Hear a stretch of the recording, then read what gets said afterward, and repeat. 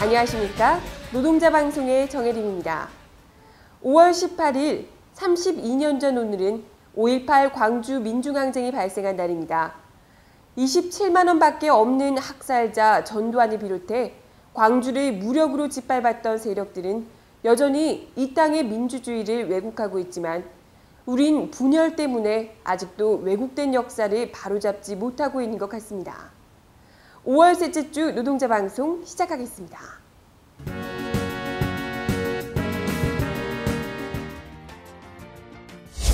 지난주 목요일과 금요일 양일간 통일위원 수련회가 울산 신명교육연수원에서 열렸습니다. 또 금요일에는 비조 현장조직위원회 수련회가 울산 문화회관 체육관에서 열렸습니다. 각각의 수련회 소식 전해드립니다.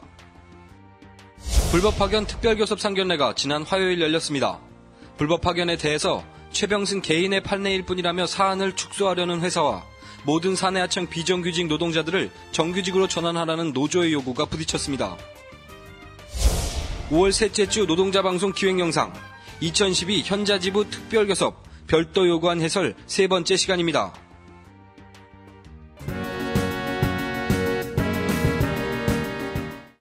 첫 번째 소식입니다. 15일 울산 본관 아반떼룸에서 불법 파견 특별교섭 노사 상견례가 열렸습니다. 고용불안과 차별 대우에 상시적으로 노출되어 있는 사내하청 노동자들의 처우 개선과 연대를 위해 열린 이번 상견례에 앞서 문용문 지부장은 희망을 주는 단체 교섭을 함께 실행하자고 발언했습니다. 하지만 불법 파견 특별교섭의 의의를 망각하고 사소한 것에 어깃장을 놓는 사측의 불성실한 태도가 이후 교섭에서의 많은 걸림돌이 될 것으로 예상됩니다. 불법 파견 비정규직 문제를 해결할 의지가 있다면 이번 교섭에서 사측은 더욱 성의 있는 모습을 보여야 할 것입니다. 지난 11일 금요일 울산 문화회관 체육관에서 2012 비조 현장조직위원 수련회가 열렸습니다. 각 공장과 엔진부, 변속기부, 소재부, 생기부, 통합의장과 조합원 약 200여 명이 참가한 이번 수련회에는 노래패의 공연으로 시작됐습니다. 이어 조합원들은 민주노총 박순희 지도위원이 강의한 현장 조직 활동과 간부의 역할, 정책기획실에서 마련한 2012 단체교섭 기조 및 요구안 설명, 정책자문위원 김명호 위원이 강의한 정세와 2012 투쟁 등 여러 개의 강의를 청강했습니다. 전체 현장위원 자체 토론회로 마무리한 이번 수련회는 2012 단체교섭 승리를 위해 결의를 다지는 소중한 시간이 됐습니다. 지금 이 시각 문화회관에서는 A조 수련회가 진행 중입니다. 한편 10일과 11일에 걸쳐 열린 통일위원회 수련회에서는 간단한 입소식 후 6.15 공동선언 실천 남측위원회 이은미 집행위원장의 자주통일 정세 강의, 전 민주노총 김명호 기획조정실장의 노동자 통일운동 방향 등의 강의를 들었습니다. 이후 진행된 통일위원회 토론 및 회의에서는 전체적인 통일위원회 사업계획을 공유하고 우리 민족의 자주적인 통일을 위해 힘을 합칠 것을 결의했습니다.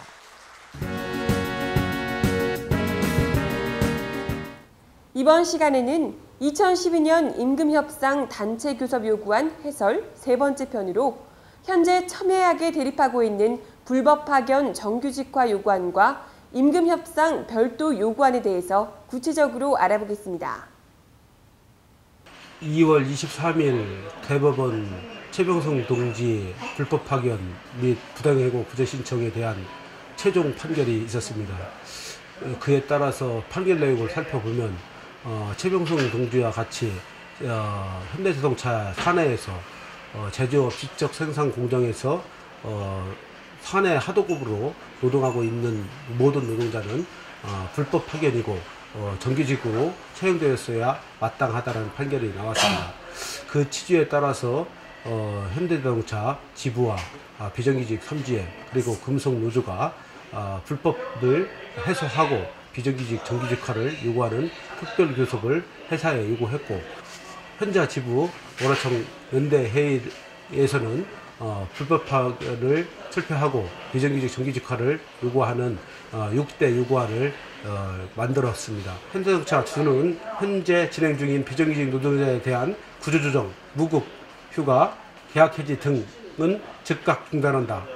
저희가 기지로 갖고 가는 것은 사내에서 노동하고 있는 모든 비정규직을 정규직화한다라는 기본 대전제를 가지고 특별교섭을 진행하고 있습니다. 이 투쟁에 우리 조합원 동지들 정규직, 비정규직 할 것 없이 우리 사내에서 노동하고 있는 모든 노동자가 원화청 연대회의 및 공동투쟁을 중심으로 특별교섭을 중심으로 하나 돼서 사내에 더 이상 비정규직이 존재하지 않고 모든 비정규직을 정규직으로 만들어가는 원년 교섭 테이블을 만들어갔으면 좋겠습니다. 감사합니다.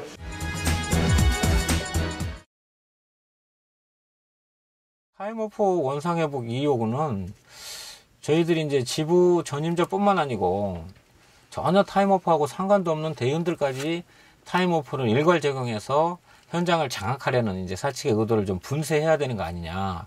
그래서 이번 요구 협상에 4번으로 올라가 있지만은 이 타임오프 원상회복권은 전임자하고 뭐 피선인원, 임금, 처우에 대해서 노사 자율로 좀 정하자. 그리고 타임오프하고 전혀 상관없는 우리 대의원들에 대해서는 최소한의 제대로 활동할 수 있도록 현장 활동의 길을 열어주자. 그런 취지로 이렇게 요구를 하고 있는 겁니다. 친환경차가 2015년부터 불과 이제 2, 3년 후부터는 저희 현장에 이제 나올 것 같은데 양산됐을 때 전적으로 이제 변속기라든지 엔진에 고용에 영향을 엄청나게 미칠 수밖에 없어서 지금부터 이제 좀 대책을 수립해서 우리 조합원들의 고용이라든지 문제점에 좀 대응하자, 발빠르게 대응하자는 취지로 친환경 자동차 산업 변화에 따른 대책 수립 요구를 했고요. 그 다음에 이제 해고자 원직 복지권은 이건 뭐 그 해고될 당시에 그 노동조합 지침에 의해서 그 지침을 수행하는 과정에서 일어났던 문제였고 존경하는 조합동지들의 힘으로 이번에 반드시 비정규직 정규직화와 중환연수 2교대 그리고 해고자 원직 복직을 반드시 쟁취할 수 있으면 좋겠습니다. 5월은 열사의 달이라 했습니다. 열사의 정신으로 반드시 현장으로 돌아갈 수 있도록 조합원 동지들이 많은 관심을, 변함없는 관심을 부탁드립니다. 고맙습니다. 판매위원회 상여보조금 현실화건입니다. 그러니까 판매 영업집 조합원에 대해서 상여보조금이 이제 변동급으로 지급되고 있어가지고 상여보조금을 좀 정액으로 해서 모든 상여라든지 성과금 지급 시에도 우리가 적용받아서 현실화할 수 있는 그런 요구를 하고 있는 것이고요. 이제 영구직, 일반직 직급체계 개선 요구건입니다. 이거는 이제 2011년 단체교섭 협상 안에서 저희들이 구 사무직군에 대한 직급체계를 좀 변경하려고 했었어요. 정비 신규인원 충원건입니다. 이거는 이제 8년 동안 현장도 마찬가지고 이 정비 부분도 마찬가지고 제대로 된 신입사원다운 신입사원을 뽑지를 못했습니다. 현장 동력, 그 다음에 새로운 좀 현장에 대한 활성화를 위해서도 이 신규인원 충원건에 대해서는 정비 신규인원 충원건으로 10번에는 다루고 있지만 포괄적으로는 전체적인 신규인원 충원건이 반드시 돼야 된다. 그 부분에 대한 좀 말씀을 좀 드리고요. 11번째는 이제 경차 생산건인데 이건 이제 지난 3월에 1, 4분기 노사협의회 안건에서도 이 부분에 대해서는 제 입장을 밝혔고 좀 경차를 생산해야 된다. 그래서 우리 현대차의 풀라인을 좀 구축해서 다양한 고객 요구 충족을 좀 시키자. 그런 취지로 경차 생산권은 요구를 했습니다. 내일 19일에는 쌍용자동차 범국민대회가 있습니다. 쌍용차 해고 노동자와 가족들의 죽음의 행렬이 이어지고 있는데요. 많은 분들의 참여만이 해고자들을 현장으로 다시 돌아가게 할 수 있습니다. 그리고 죽음의 행렬을 멈출 수가 있습니다.